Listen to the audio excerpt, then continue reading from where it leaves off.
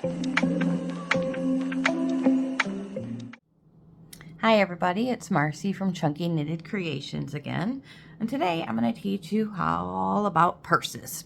And we're going to do a tutorial on the messenger bag here that I designed for my daughter, and I'll show you some examples of other ones that I've made and give you some ideas on what you can do.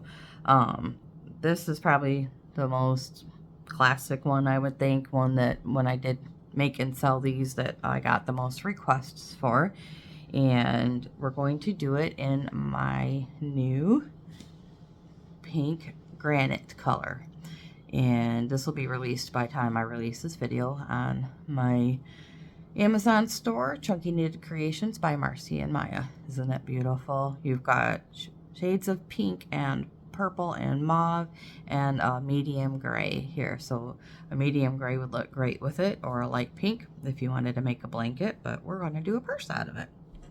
So you will need probably less than a skein of yarn to make this one.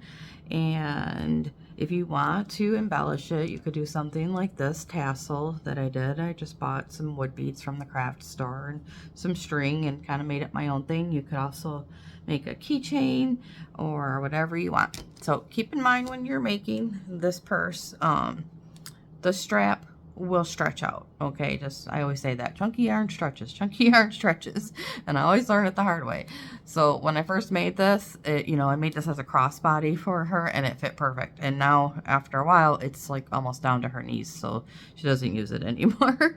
And these purses are great for just throwing some big things in there. Of course, if you could figure out how to put a liner in there, I congratulate you, because I am not a seamstress and I can't sew very well, so and it's really hard to sew onto chunky yarn. So I've tried a couple different methods of trying to attach a liner in there so that things won't go through it. So if you do make one of these and use it for yourself, don't put a lot of tiny stuff in there unless you keep it in like a separate bag. So let's get started here. This bag here, let's measure it out. We will cast on 6 and then add an end stitch, just like we do whenever you're making like a square pillow or that watermelon pillow that I did a tutorial of. And this will give you a bag of about 9 inches wide and about 10 inches tall. Okay, and then just make the strap the length that you like it. I'll quickly show you some other bags that I have next to me here that I made. So you can incorporate this. You would start the bottom off. This I did a honeycomb stitch on the front of this. Again, this camera angle, I really can't zoom out at all because it's front facing, and that's the only way I can remotely see myself. So I did a honeycomb stitch on this one and made it a much bigger bag and with a shorter handle, and I love this one. I use this for basically like a beach bag. And then on the back I just left it plain knit stitch. So this one I think I cast it on, let's see, 1 2 3 4 5 6, oh sorry, 1 2 3 4 5 6 7 8 9 10. So about 10 wide, and I believe it's about 20 tall. And I did not make a flap for it, so I sewed a button on here, and then the knit stitch will just go right across the button and close it up for you. I even have another one that I made where I did a little tiny pocket inside of it. It was really cute. So this one was my favorite. And then you could do a different style. If you watch my video on how to make a plant hanger, you can do like a beach bag like this. I did the single crochet stitch bottom to make it more sturdy so it would stand up. And then I just started pulling up knit stitches going all the way up, basically same way I did the plant hanger, and switched colors. And I just fed string through the knit stitches here and cinched this together and added on a handle, closed off the top. This is one of my favorites too. I love the colors. And again, same basic thing I did here with this one. Round single crochet stitch bottom, pulled up knit stitches, changed colors, put a shorter handle on this one, and closed up the top. And of course I did purl stitches with this one. Knit purl all the way up. And again, this was a really good seller too. And then the last one I'll show you, this really wasn't my favorite because it came out super chunky. So I did a single crochet stitch for the whole thing and made a very thick handle on this one. And I made a straight flap instead of an angled one like we're going to do. And yeah, see, I tried to glue in a liner. It didn't work out so well. But I did love the tassel, at least with this one. So you can really get crazy with these. These are fun. And you can even sell these separately at your craft fairs. People love those. Alrighty. Okay. Let's get started. So I wrote down my pattern over here as to what I did with this one. And I'm going to make the handle shorter, of course, this time. So get out your skein of yarn, your lighter, your backup lighter, and your scissors, and you'll probably want a measuring tape for this one if you want to make your purse a certain size. Alrighty, so we won't need a long tail because this isn't something that we're going to be cinching up the bottom. So just a short tail, and we're going to cast on 6 and then add another end stitch so that we have a side on the purse to give it more depth and be able to fit more stuff in it, because us ladies, we like to cram a lot of stuff in our purses, right? Especially if you got a kid. Ugh, my purse used to be full of everything. But now my daughter's a teen and she's got her own purse, so I just don't have to carry anything for her anymore. Time flies. Alright. This is a smaller sized messenger bag. We're going to knit through the top and the bottom just like we did for the watermelon pillow if you watched that. 1, 2, 3, 4, 5, 6, 7. I guess we could make it 7 wide. This looks a little smaller.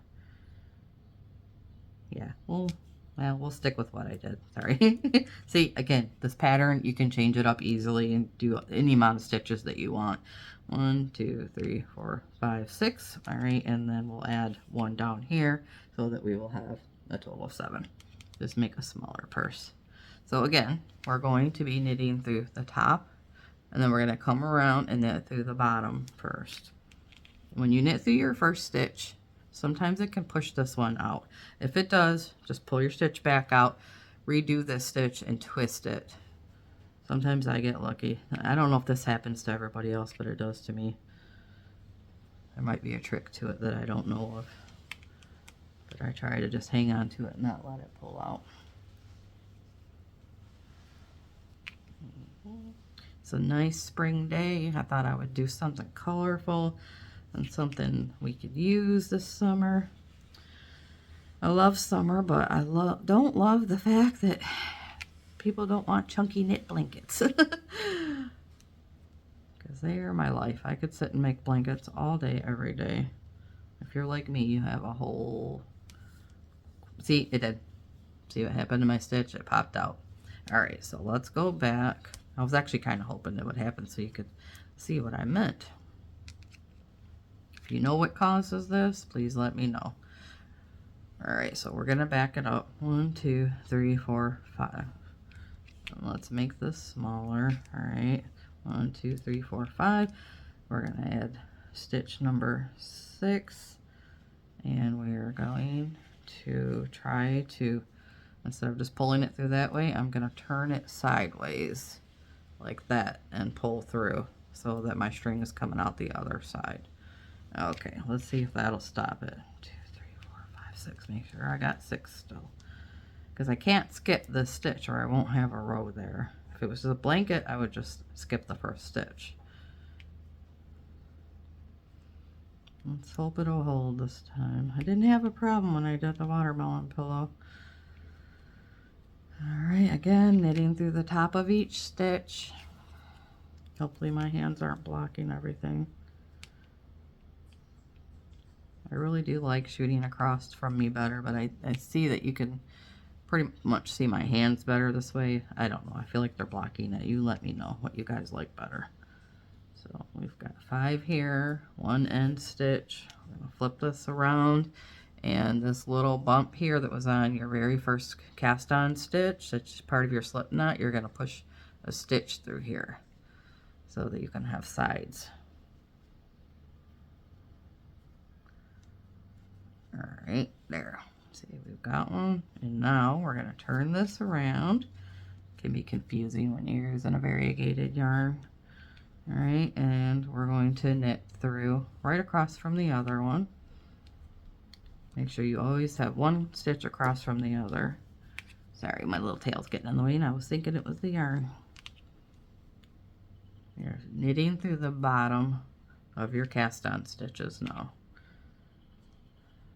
Once you get through this first row, it gets easier. Right.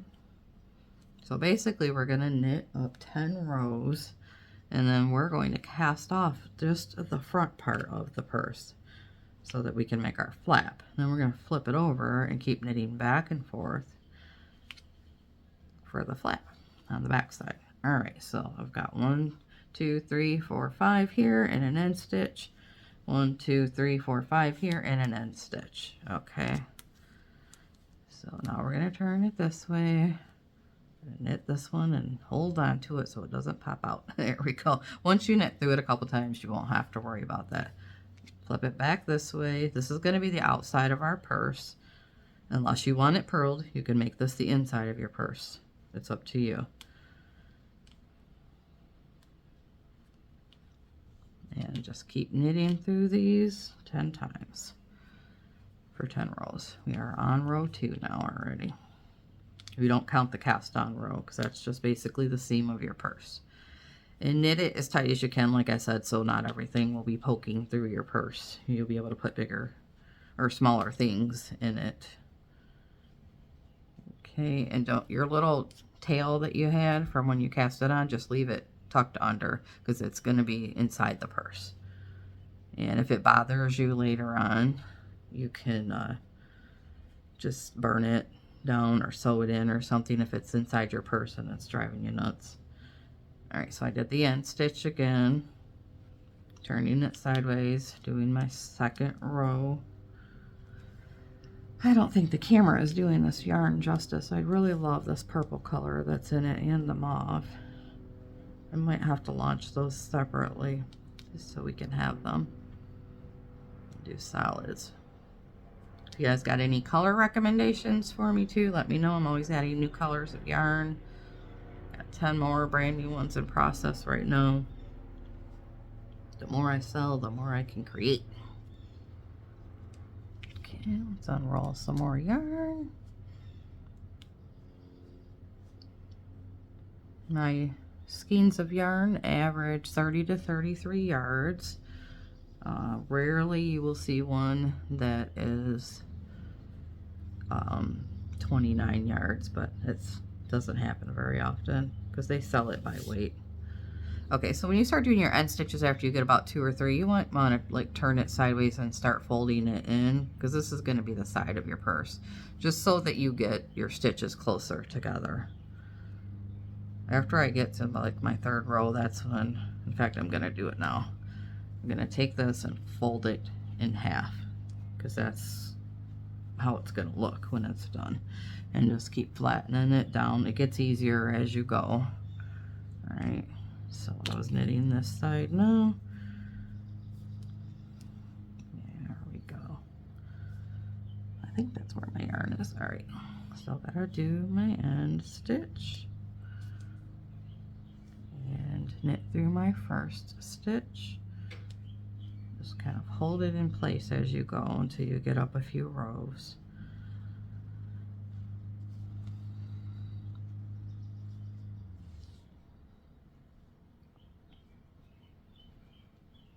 And it will start to come together. It looks weird in the beginning. You think, wow, is that going to be a purse? It's flat. But once you get going, it starts to take shape.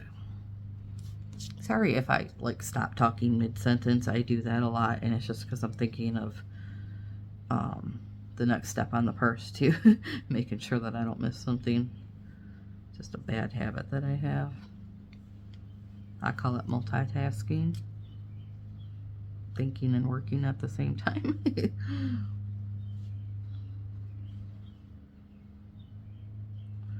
Try to be consistent with your stitches. I just measure them against each other. once you've been knitting for a while, you'll get the hang of it to where you just know how much to pull through, and you'll do the same size stitches on pretty much everything that you do. Just, you know, when you're doing plushies, of course, you want to make them really, really tight so that nothing pokes through when you stuff it. Flip it over. Hold the stitches next to each other so that you don't get a big gap in between there. You want to get this nice and tight so you don't have throw your pen in your purse and it go poking through the side.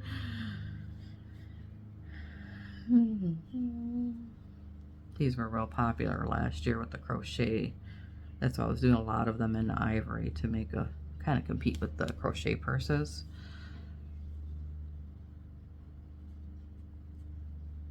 Do my side stitch there. You can turn it sideways and knit it, and then make sure when you go to your first stitch on the other side, you hold them close together. All right. So when I get to, I'm going to knit 10 rows is going to be the length of, the length of the front of the purse. So when you get to your last row, your row number 9, you want to make sure that you do those stitches big for casting off, because we're going to use the feed through cast off method where you just feed one loop through the other. You can do it the other way, the same way you do for a blanket if you want. When I'm doing small projects like this, I prefer to just do the feed through, is what I call it. I don't know what the technical term is. It's just the other option for casting off. Get a little more yarn. This is going to make a beautiful purse. I'm hoping my daughter will like this because her strap's stretched out. And I should just remove it and fix it also. Alright, keep flattening your purse and straightening it out. My stitches are getting a little big there. I don't like that.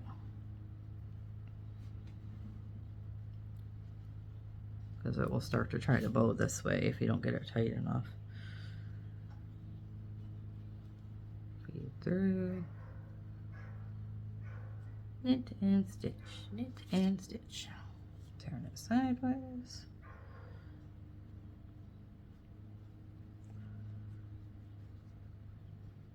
So if you were doing like a cable, you can even do, I did a cable knit one too, and it turned out really beautiful. Or a honeycomb stitch. You would just incorporate that stitch into the front of your pattern. So you would want to make your, like I had to do that honeycomb purse bigger because the honeycomb itself are 4 stitches wide. So you would need to do multiples of 4 plus enough for 2 end stitches. So you actually want to design yourself a pattern with multiples of 4. And then if you're doing a cable knit, you would want to, of course, figure out how big you want your cable to be, and if you want anything in front of it. Okay, this is the side. My stitch got twisted. Sorry, trying to hold it and it was twisted.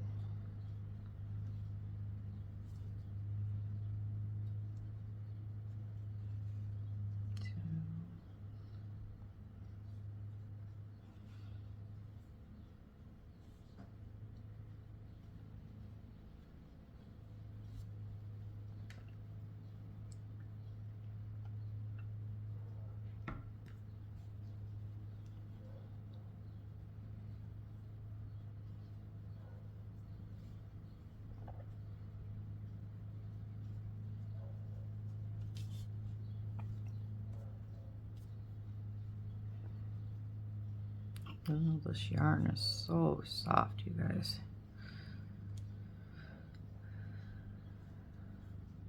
I did let it fluff out for about an hour, most of the skein anyways. As you can see, it's kind of compressed inside now. I should have fluffitated it. I always get in a hurry and forget to do that.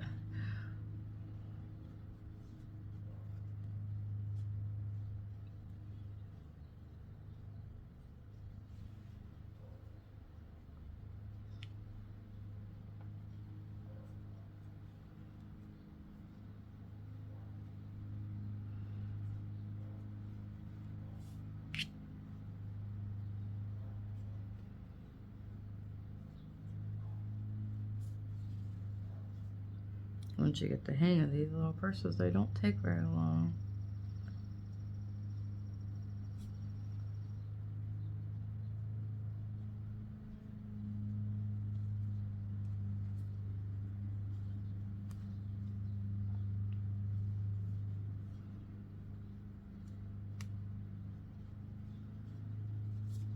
And just keep kind of shaping it as you go if you feel like you're scrunching it too much.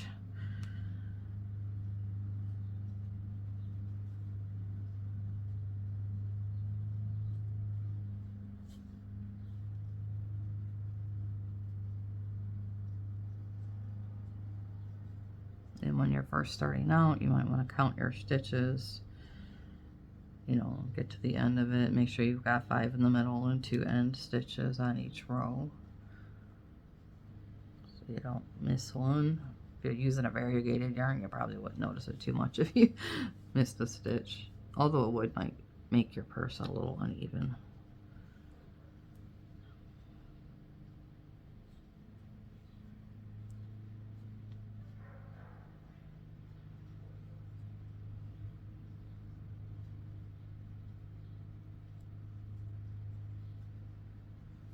And if you measure yours when you're done and you followed my pattern and it's not the same size, don't worry, because everybody knits differently. And your small stitches might be a lot smaller than what I consider a small stitch. So if it's off an inch or so, don't sweat it. It's just not a big deal.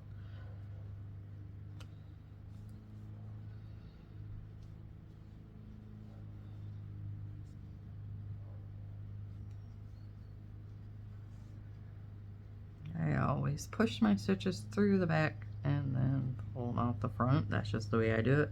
Most people like to put their finger in it and pull their stitch through. It's just awkward for me. We all develop our own stitching pattern too.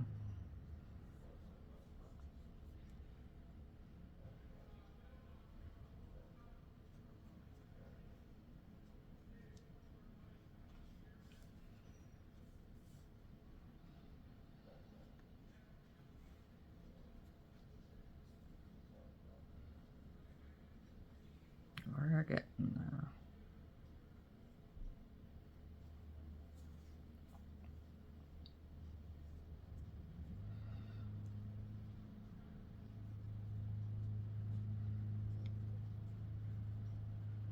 end stitch. Alright, let's count this side. 1, 2, 3, 4, 5, 6, 7, 8. And then this side, 1, 2, 3, 4, 5, 6, 7, 8. Alright, so this is my row 9, and I'm going to make these stitches, actually there's 8 there, sorry. I'm going to make these stitches bigger because I'm going to cast off after this. You can do 9 or 10, it doesn't matter. Okay, so we want to make these about,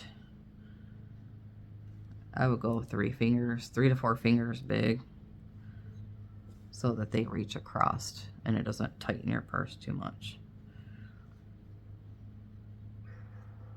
Just make them all the same size. Yeah, these are 3 fingers big, you know.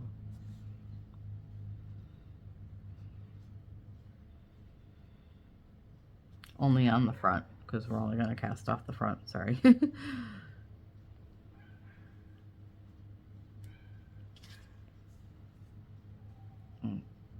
sure, I don't think I did that one big enough, sorry.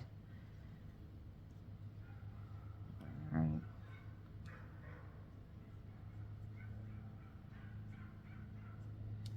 And that side one, hopefully we'll cast off too. I haven't made one of these since last year, so bear with me if I have to figure things out as I go. And my wrist is bothering me as usual. I tend to do my tutorials in groups, and I will make a ton of them within a few days. I just finally get time to do it. Okay, so let's cast off this way. So you're going to take your 2 stitches, you're going to take this one and feed it through that one and pull up. Okay, and take, this is my left side. You can do it in that direction too, it really doesn't matter. And feed it through and pull up, see? And it casts off the same way it does if you feed through the yarn from the back, from the working yarn, like we do a blanket. You can do blankets like this too. Uses less yarn, I think. You gotta make your loops bigger, either way. Feed through. Feed through. And we'll do the end stitch too. Okay. So there we go. We have a nice little front part of our purse. Now we're going to go to the back, and we're just going to knit back and forth, as if there is no front.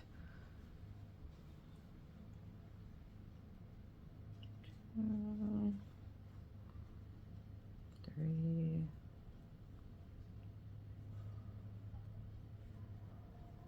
4,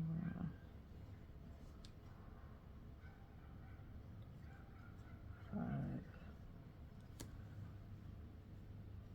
And I'm going to leave this stitch here to start my handle on the purse.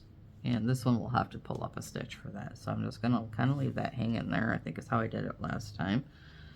So 1, 2, 3, 4, 5. I just want to make sure that I had 5 on the back. Plus the end stitches. 1, 2, 3, 4, 5. Yep, that's how I did it last time. And then I'll use this little guy here because I didn't make him three fingers big. It's up to you however you want to do that. Okay, but don't knit through it. Okay. We're just going to leave it sit there, and we will use it to make our thing.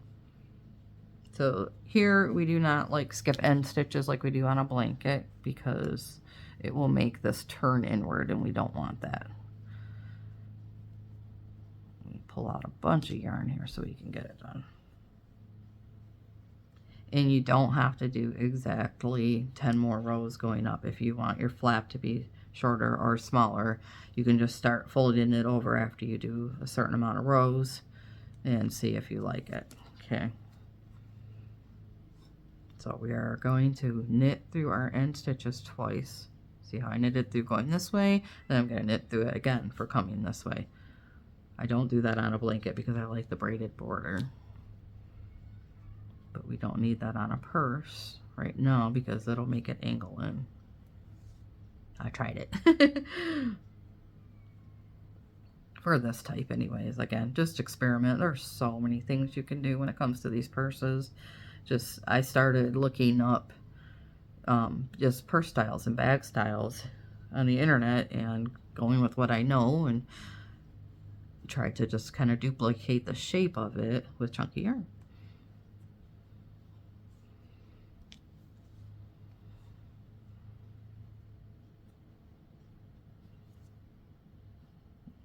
Stitch didn't come over good here.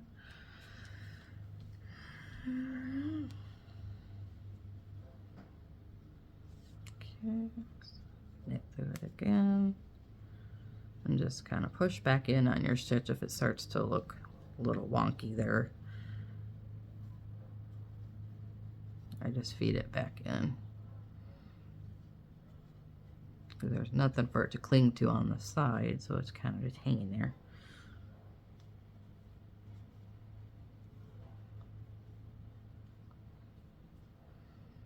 And then I'll show you how we're going to decrease on the last 3 rows just so that we get an angle. I thought it looked good like that.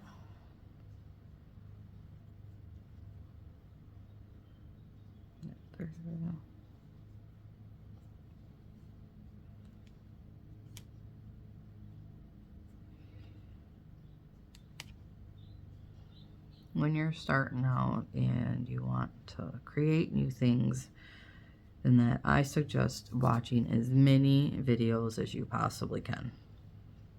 That's how I did it. Okay, let's count. 1, 2, 3, 4, 5, 6. Okay, so after this next row, we'll start decreasing. But yeah, I joined as many Facebook groups as I could that were based on hand knitting, watched every video I could, and just kind of put things together to make my own creations. And I do a lot of the basics too, everything that they did, and then I you know, used how to make a square pillow as the bottom of this. That's how I figured out how to do purses. I couldn't find a purse tutorial at that point using chunky chenille yarn. There were a few for tube yarn, and they were single crochet stitches. Okay, so now it's time to knit back this way, but I want to cross over or combine or decrease. There's a bunch of different words you can use for it, and I want to do that just so I can get kind of an angle like I did on the front of this one again. See how this comes inward like that and not just straight down. So you don't have to do that. I just thought it looked cute. If you want it to just be straight, just don't decrease here.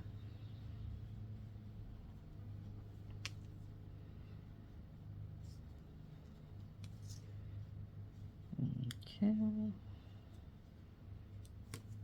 So now we're going to combine these two and knit through it. I've tucked the left over the right. Alright, so now you're basically down to 3 stitches. And we will knit through the middle one, knit through that one, and there you go. Knit through it one more time. I'm going to make this big because I think this is going to be my cast off roll. I can always go back and pull it back out if I want to. So I'm going to fold it over the front now and see if I think it's a big enough flap, which I think it will be. Yeah, see, that's going to come partially down the front of the purse, halfway. Okay, so let's flip it back over, go back to where we were, and we're just going to feed one loop through the other. Let's go this way, just like we did before. Yeah, so go in the direction of your working yarn, because you want to cut this off and pull it through the other one. So I started casting off on my right side because my working yarn was on my left. So cast off right to left so that you'll have something to close up that stitch with. Okay, so just cut about, you know, 3 or 4 inches of a tail here, and we're gonna cut it and put it through this last loop so that it's not just hanging there. And then I'm gonna feed it through the side once. I don't want to do it all the way down because it's a purse,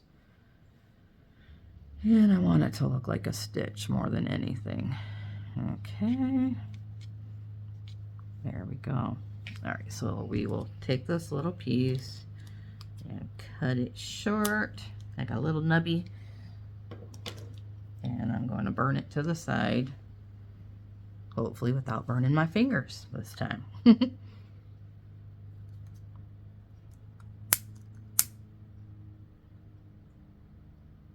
it nice and melted because this is a purse, and then stick it to itself there, and just, and if you want, you can even sew this part. You can sew any end, you can do whatever you want. You could tie it, you could just make it longer and feed it all the way through, but I like to burn. All right, so now we just need our strap. Okay, and we actually don't have to pull up a stitch on that side because I left this one. So this little loop that I left hanging here, if you forget to do that, don't worry. If you accidentally casted it off, you can just pull up a stitch through the side. This is going to be our handle, and you make your handle as long as you want. Measure it to your body. Make it about 4 inches shorter than you really want it because it will stretch out. All right, so you're going to just take your little loop right here and push some yarn through, and then we'll fix this in a little bit. If you watched my octopus tutorial, this is kind of the same thing. Make this kind of tight so it doesn't super stretch on you. Little stitches here. Knit through, knit through. Try to put all that out of the way. And just keep knitting along until you get a long enough strap. If you want this to be a crossbody, you know, kind of measure it, put it on yourself and measure it and see if it's going to come across.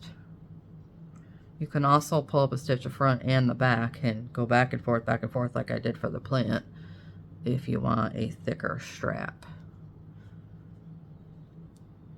But I like the thinner straps myself. I think they look better for this style.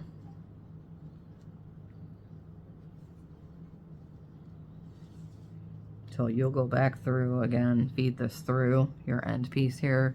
You'll want to feed it through and then burn it, in case I forget right now on camera. I always check things over before I sell them and ship them out and make sure I closed up all my little end pieces like that. I hate to sell something to somebody and then it show up and their purse handle fall out or something. Isn't that pretty with this color? Just love it. I'm an Aquarius, so I am just attracted to purples. So I'm just pulling through this side. And then when I get over here, I pull through the other side. It gives it more of a braided look if you alternate side to side, I feel like. Maybe it's just me. And then you can just keep poking these back together. Come on this side. And don't worry if one stitch is bigger, a little bit bigger than the other. It's not going to show up much on a purse handle.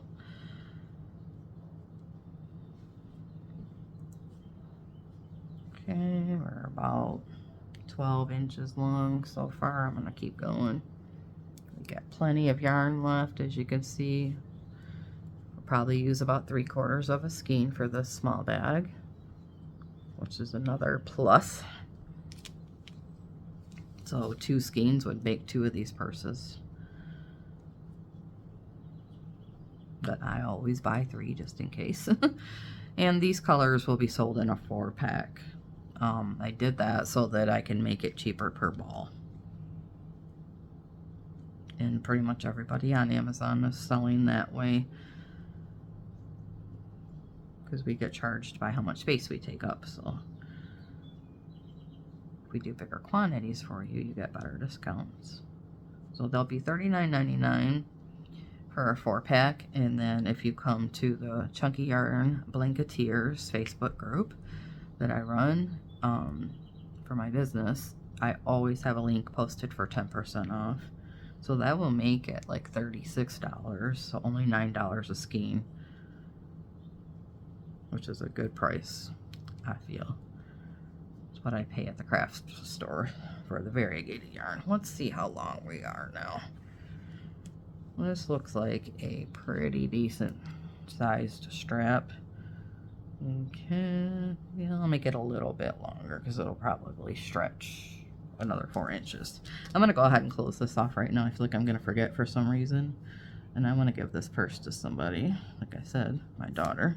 So I'll just weed it through. You can even take it and feed it back through the first stitch of the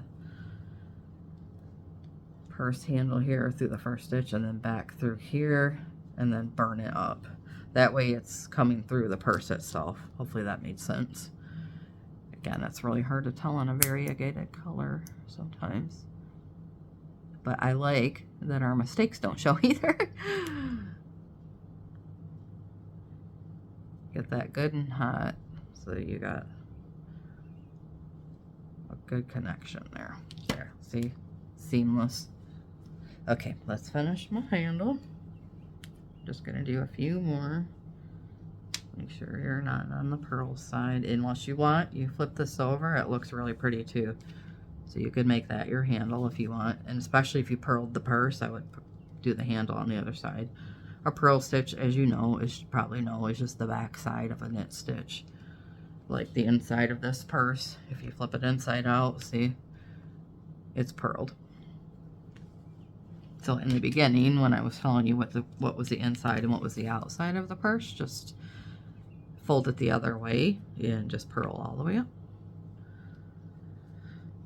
Alrighty, do one more stitch here, and I'm going to cut myself a tail, and I'll show you how to attach it. Cut about a 5 or 6 inch tail here, depending on what you want. Alright, this is the inside of the purse here again. So come to this side. Alright, put your stitch right there. Take your tail, bring it through the side of the purse. And just, you can do this really any way you want. If you don't want that on the outside, you can put it on the inside. And then back through the purse so that you've got that attached. Okay, and actually make this a little longer than what I did so that you can go back through 3 or 4 times, because it's a purse handle. You know, we gotta put some work to this thing. And then burn it really good, or sew it. You might want to sew it just because, you know, you don't feel confident in the burning method and that it's going to come loose. So yeah, this is something I probably would sew if I was really good at sewing, just because we put so much pressure on our purses. Owie, that one got me. See, this is why a lot of people don't like the burn method. You can also wear finger protectors, which I should do. Oh, it's a Monday, guys. Okay, look at that beautiful purse. Only took 40 minutes. Let me get my working yarn out of the way. There you go. You could design a really beautiful jeweled hanging thing to go on the side, a tassel, you know, fix your stitches as you go. Okay, I hope you liked this. I love this cute little purse. I'm gonna go give it to my daughter. And if you have any questions, put it in the comments or come to the group. It's a lot better if you can do that. And go ahead and join and like, subscribe, and comment here. I will put all kinds of links in the comments for you to my yarn and any products that I used here, and anything else that you might want to know. Just again, comment and ask me. And I hope you make lots of purses and give them away as gifts for loved ones, and even maybe use them at your sales. So have a blessed day.